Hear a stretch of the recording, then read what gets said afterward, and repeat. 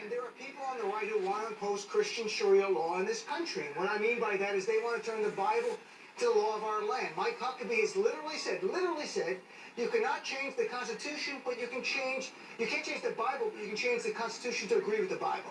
Rick Santorum has said that our laws must comport with the Bible. There are people who want to turn America into the Christian version of Saudi Arabia. We Christians are standing up, and we're telling you we're done with Zionism. We're done with your values. We are going to impose Christian values in America again, whether you like it or not. I would cite you to the Apostle Paul and his clear and wise command in Romans 13 to obey the laws of the government, because God has ordained the government. We need more Christians in Washington. We need more. Could you imagine that the majority of the House and Senate were God-fearing men and women in Washington who believe in God, who believe in His Son Jesus Christ, who took our sins to the cross, who died for our sins, who God raised for life? We need more men and women like this. Just down Pennsylvania Avenue, both the House and Senate open their daily sessions with prayer. They each have chaplains' offices that they can access anytime. And you lead weekly Bible studies with members of both the House and Senate, as you have done for years. So why the outrage about this Bible study? Well, maybe it's because Christians are gaining some new turf. Maybe that's the bottom line of it all. Announcing the formation of a faith advisory board after meeting with evangelical leaders and conservative Christians yesterday. What the American people have learned in the last 15 months is that people of faith all across this nation have a champion in President Donald Trump. A year ago, he said we were a nation of faith. And he took action last year to make sure that the federal government never imposed on the religious liberty of Americans, like in cases like the Little Sisters of the Poor. But this year, the president signed an executive order in the Rose Garden, David, that establishes a policy initiative within the White House that puts faith really at the center of policy development. You know, virtually every agency has a faith-based office that sees to the impact on communities of all types of faith in this country, of various agency efforts. But this is really about making sure that as we develop policies for the country, that we're always making room for those unalienable rights, the free exercise of religion. And it's also one of the reasons that I'm so excited to be part of this administration, because the president has allowed us, Christians of all denominations, folks from all different faiths, because we have them in all of the all parts of the administration, to be very vocal about their faith and to practice their faith and to take their faith and work it into our policies. And if you take a look at what the administration has done in the first 2.5 years, I think you can see the principles of our faith being manifested. So I'm comfortable as a Catholic, even though I work for a general who is not Roman Catholic, that the principles of our faith are alive and well respected in this administration and are driving many of our policies.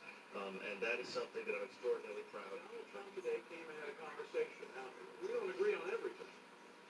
But one thing he did, he acknowledged the concerns that evangelicals have, and he affirmed those concerns. It seems like everybody, media included, focus on President Trump's morality. What are they missing about what evangelicals want? Policy. Good policy. What are sort of the top areas that evangelicals care about? Well, certainly pro-life is one of those things, and he's been strong on pro-life. Jerusalem was huge. Yeah, that was great.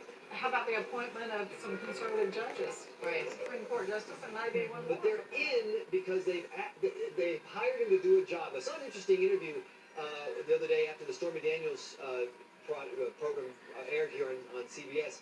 And a evangelical woman told a reporter, "We didn't hire a pastor." And the theory is that you've hired, in essence, a political, for maybe the metaphor is hitman, to go, take on your enemies, a political bouncer, if you will, to clean up the place. And you don't mind that he gets his knuckles bloody, because and so Donald Trump has made a deal with evangelicals, which is, I will fight for you. Instead of having a government, a president, who's looking at you as a problem, I want to be on your side. So it's a very much, as a pastor I quote in the piece said, it's a transactional relationship between evangelicals. Well, I mean, if you were going to vote strictly on the basis of your view of the proper morality for a Christian gentleman or gentlewoman, I don't think you would have parents supported Trump at the level that they did in 2016, and the favorability and parent supported trial heats of the evidence right now. They are, in that sense, pragmatic and political. They want a guy who's going to deliver to them what they're interested in, and it's going to be a lot better than the other Graham calls sides. this a critical time for America, and that we need to pray for God to intervene. We once again place our hopes in the hands of our Creator. And it's God that Reverend Franklin Graham wants Christians worldwide to pray to for President Trump. Next Sunday, June the 2nd, I and many other Christian leaders across the country are asking you to take a moment during that day to pray for President Donald Trump. Graham adds that no president has been attacked more than Trump, and that the only hope for him and his nation More is than 250 U.S. Christian leaders are planning to join in today, including our next guest. Senior pastor at First Baptist Church and Fox News contributor Robert Jeffress. Pastor, thank you for being here. Thank you, Jed. So let me just express some concern that some people have with this, is just that there seems to be no space that is free of politics. And I've spoken to a few people who, yes, they like the idea of praying for the president, but they don't want to go to church on Sunday and they don't want that to become political. What do you say to those people?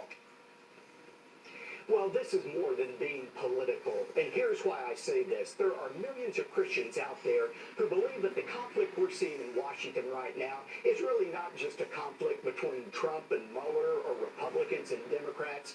This is a conflict between good and evil, and here's why I say that. For the last 70 years, the left has been in a relentless crusade to turn this country into a godless, secular nation, and with the help of liberal judges, they've succeeded in banning Bible reading and prayer from schools, from tearing down crosses from war memorials, from making Roe v. Wade the law of the land. And then about 2 years ago came President Trump, who began to reverse that trend. And what has the left in a real panic is they see their most sacred belief, the right to kill children in the womb for whatever reason, they see that under attack, and they are absolutely determined to take this president out. And that is why so many Christians today are standing with this president. Not because we think he's perfect. None of us is perfect. But we stand with this president because we believe he's right about the most important issues in life.